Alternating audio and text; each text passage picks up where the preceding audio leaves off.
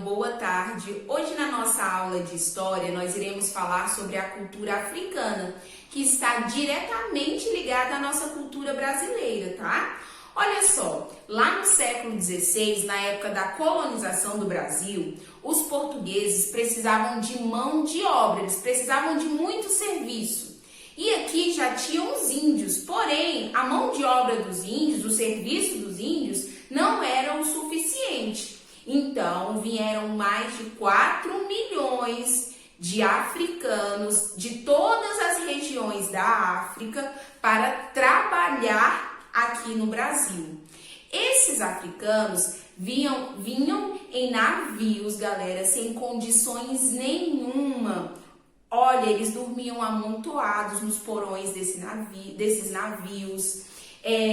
Eles eram acorrentados, maltratados, não tinha alimento. Então, nesses navios que traziam os africanos, não tinha condições nenhuma mesmo. Esses navios eram desembarcados em alguns portos brasileiros, no Rio de Janeiro, em Salvador, Recife e em São Luís do Maranhão. Esses navios eram chamados de navios negreiros, que traziam os africanos, eles atravessavam o Oceano Atlântico e vinham para o Brasil. Quando os negros chegavam aqui, quando os africanos chegavam aqui, gente, as condições que eles eram tratados, as condições que eles viviam aqui não eram boas, pelo contrário, eram muito ruins.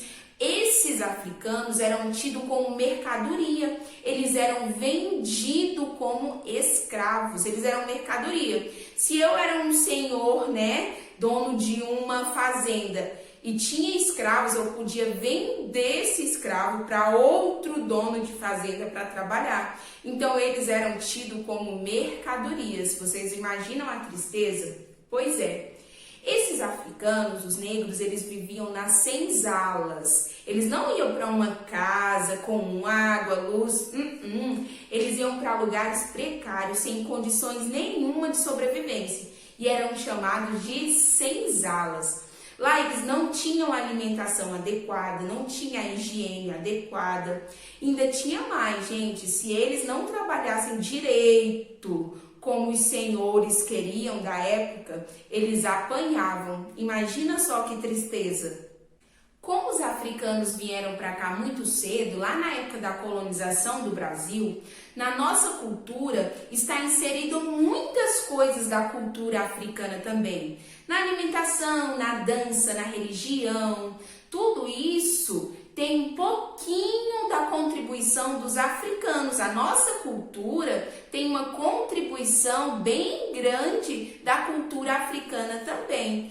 Olha só, pessoal, na comida tem o arroz, o inhame, fruta, especialmente a banana, olha só, coco, quiabo, gengibre, melancia, jiló, tâmara, açafrão, pimenta malagueta e o azeite de dendê. Tudo isso são contribuições africanas na nossa culinária. Olha só que interessante. Na música, ilus, atabaques, agogós, abés ou xerequés, gonguês, cuícas e berimbau. Berimbau, gente, da capoeira, lembra? Pois é, isso daí também veio dos africanos. Olha só que interessante. Nas ervas medicinais, os saberes da medicina tradicional africana estão presentes no dia a dia, em remédios caseiros feitos com ervas e raízes, inclusive hábitos como de rezar para curar. Olha só que interessante, pessoal. Também temos a influência deles aonde? Na dança baiana, maracatu pernambucano, tambor de mina maranhense, samba carioca, congado mineiro, capoeira. Olha que interessante. Na religião, que tem os afoxés, os orixás, os xangôs, candomblé, entre outras. Então, muito da nossa cultura também vem da cultura africana.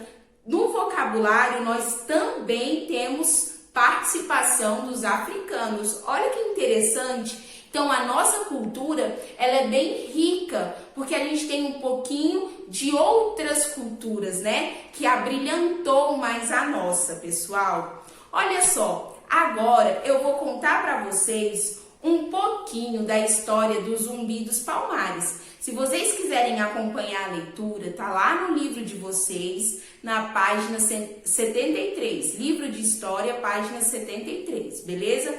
Vamos lá, olha só. Quem foi Zumbi dos Palmares? O herói dos escravos é lembrado no Dia da Consciência Negra, que está chegando em novembro. Um homem que virou herói nacional por causa da sua luta a favor da igualdade.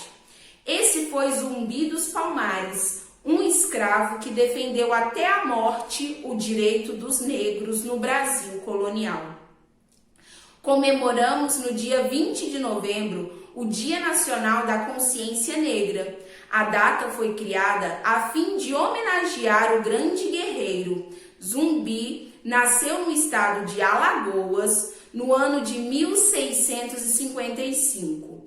Dedicou a maior parte da sua vida a uma causa bem nobre: livrar os negros da escravidão. Pensando nisso, ele criou o famoso Quilombo dos Palmares, localizado em Alagoas.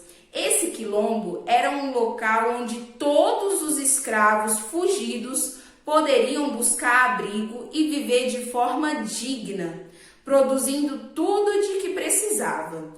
Na época, Zumbi chegou a liderar uma população composta por 30.000 habitantes. Ele era conhecido pela sua coragem e bravura. Sempre estava pronto para lutar contra os invasores que decidiam invadir o quilombo. Porém, depois de um ataque liderado pelo bandeirante Domingos Jorge Velho, foi capturado e condenado à morte em 20 de novembro de 1695. Atualmente, Zumbi dos Palmares é lembrado como um dos grandes líderes da nossa história. Então, o Zumbi dos Palmares foi quem lutou bastante para dar dignidade aos negros que eram escravizados na época da colonização do Brasil. Espero que essas informações tenham sido de grande valor para vocês. Um beijo e até a próxima aula. Façam as atividades com bastante atenção.